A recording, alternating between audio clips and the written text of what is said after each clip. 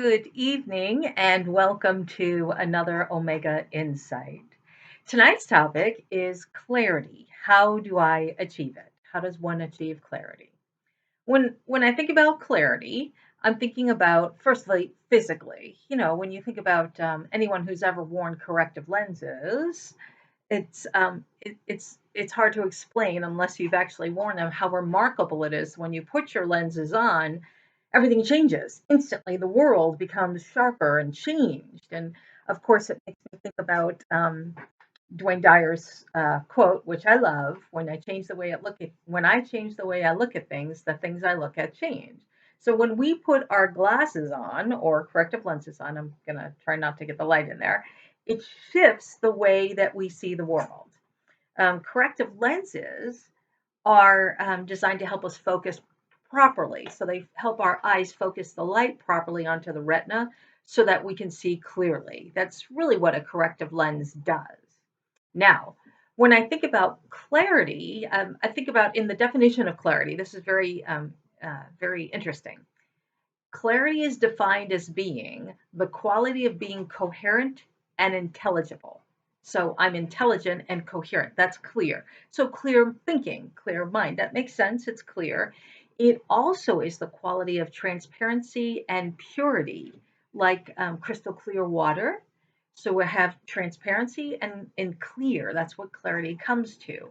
Now, I find this very, very interesting if I connect this back to the spiritual realm in a moment. Let me go back to the physical idea. I started wearing corrective lenses when I was about 7 years old. Throughout my school years, of course, you don't want to be the one always wearing the glasses and the braces, and you look like the geek. So I didn't wear them all the time. I did have to wear them at night because I could not see while I was driving. As a matter of fact, driving was a little bit of an issue for me. I couldn't really read street signs, but I could see locations. So I knew 2 blocks from the Circle K, turn right. That's kind of how I used to use my directions before GPS came in to play. When I turned 40, I gave myself the gift of LASIK surgery.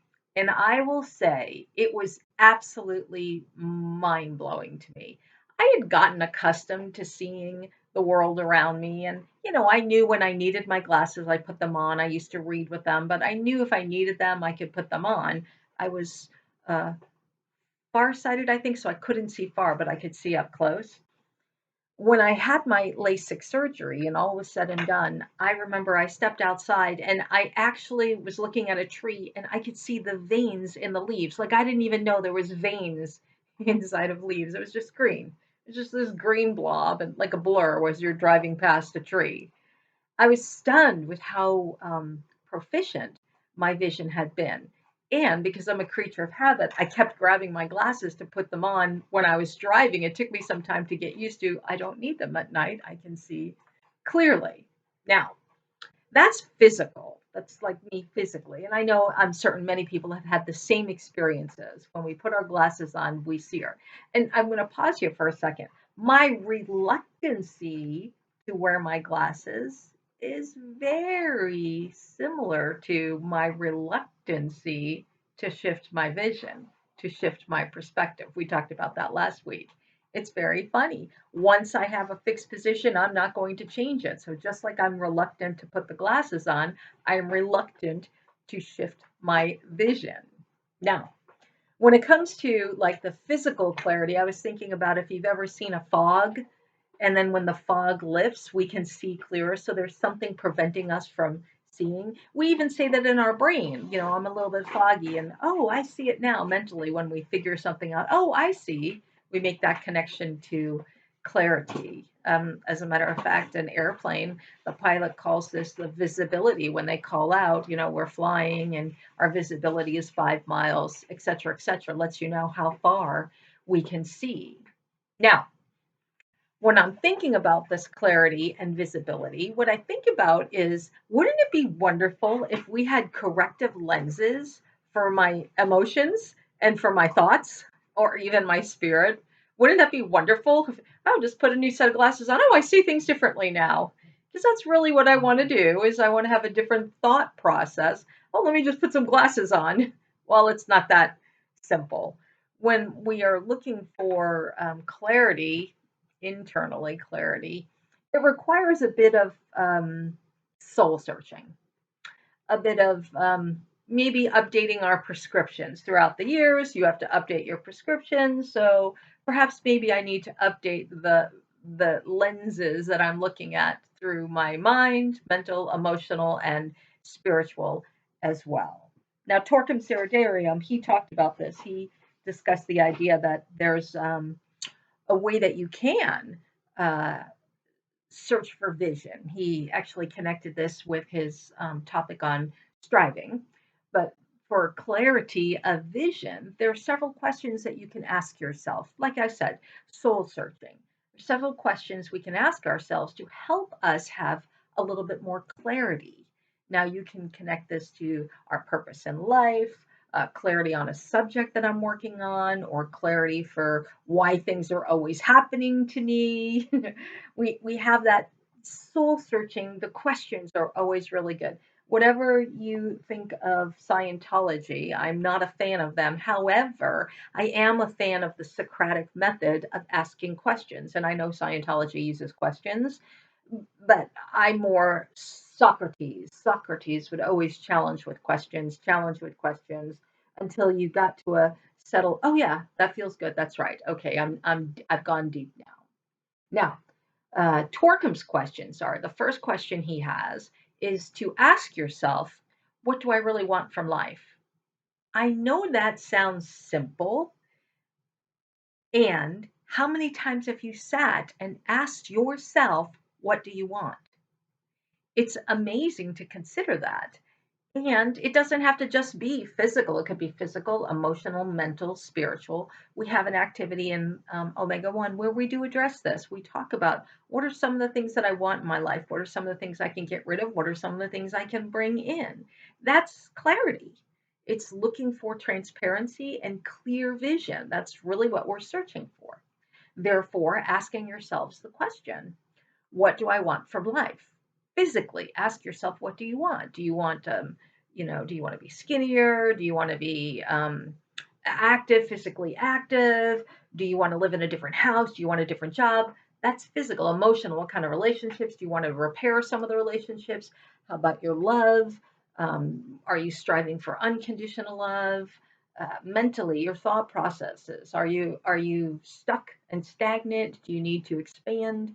And then, of course, spiritually, do you feel content with your life? Do you feel like you're living a purpose in your life?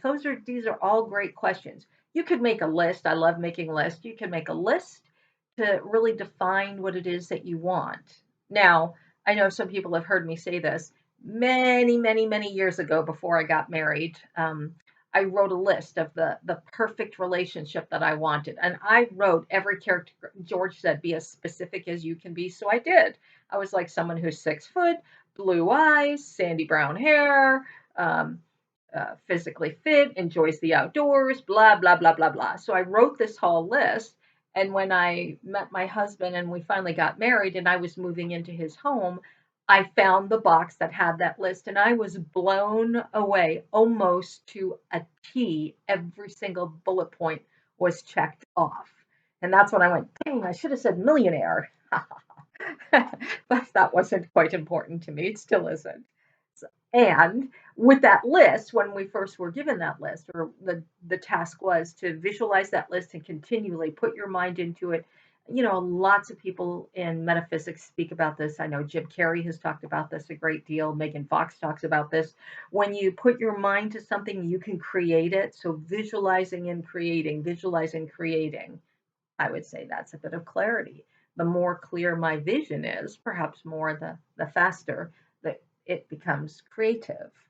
Not guaranteed, but I think that's maybe why some of us struggle because we don't have clarity on what it is that we want. So that's the first question. What is it that you want from life? The second question is, what will I gain from my achievement? Now, this is important to consider. What are you going to get once you reach that? Well, then what are you going to break limitations? Are you going to take risks? Are you going to grow? Will you be expanding? So it's always important to consider that. I know I used to speak with clients and they talked about once they retired, they were so bored. And I was shocked when I read the study. There's an alarmingly large rate of alcoholics and gamblers, of people who are retired because they have nothing else to do with their life. They never planned for retirement. They may have planned for the money wise, like they made sure that their bank account was set, but they didn't have a plan for fulfillment in their retirement. That's why a lot of people go back to work after they retire. So what will you achieve once, what will you gain from your achievement? What mark can you say, "Yep, I did it. I've done what I said I was going to do." The next question to ask yourself is, am I living a life which supports my vision? In other words, am I congruent or am I a contradiction? So I'll make that simpler. Perhaps maybe your vision is for a beautiful, loving life, and yet you're a very negative and critical person. It's not going to happen. We must align ourselves to our vision naturally. So, this is a good question to ask yourself. Is my life really supporting my vision? Am I clear that this is where I want to go and I'm following and adjusting accordingly to get to that vision of mine? Then the next question is, how can I practically improve my life in order to become my vision? So, what are some of the things that I can do to improve myself as I'm striving towards my vision? Perhaps maybe identify some obstacles that you have. What's prevented you from achieving your vision to this point? Why haven't you gotten it yet? Maybe it was a lack of clarity, or maybe there are some obstacles that you're having to overcome. So, again, we're looking for clarity to define, how can I get there? And the next question would be, whom do I need to contact uh, in order to build my vision? Perhaps maybe you need some clarity, a counselor, a life coach, a health coach. Maybe you need some guidance, or perhaps maybe you need cooperation. Maybe it's a social thing, and you want to build a center and you need other people, or you want to write and you need an editor and an agent. I mean, it could be anything. So, who else do you need to contact in order to build your vision? And while you're thinking of that, how can you make a contribution to them as well? Because it's not just taking, you want to make sure the relationship is viable. You receive something and you're giving something. So it's a mutual, cohesive relationship. And then finally, how much closer am I to my vision? This is important. We don't want to discourage ourselves. We don't want to sit there and go, "Oh, I'm never going to make it. It's never going to happen." This is why I love the idea of one day at a time. How close am I today? Oh, you know what? I didn't reach it, or I took a couple of back steps. That's okay. We start again. I think by asking ourselves our questions, again, self analysis, self knowledge, self awareness, by doing a deep dive, some soul searching, as I mentioned before, this will help us have clarity when it comes to our life. Gives us a definition. Remember that definition of clarity. I love transparency. So when it comes to the definition of the clarity, it was coherent and intelligent. So I'm coherent and intelligent and transparent. That I think would be beautiful. Something to strive for is what I would go with. So thank you for joining me this evening. I truly appreciate it. Remember, we're building a list for Omega 1 and Omega 2. We actually have enough people on our Omega 2 list. We are just searching for a site to deliver it at, because what we've been renting now is not available for the rest of the year. So we need to find another location. If you happen to have a location, perhaps a church or a gymnasium that you're affiliated with, or someplace that you know that would be open to getting us the weekend that we're looking for, we're actually looking to do it November 11th, 12th, 13th, and 14th. That's what we're really looking for to do an Omega 2. Just send us an email at info@theomegavector.org, and someone will get back to you with the details. Again, thank you for joining. Have fun having clarity this week. Bye now.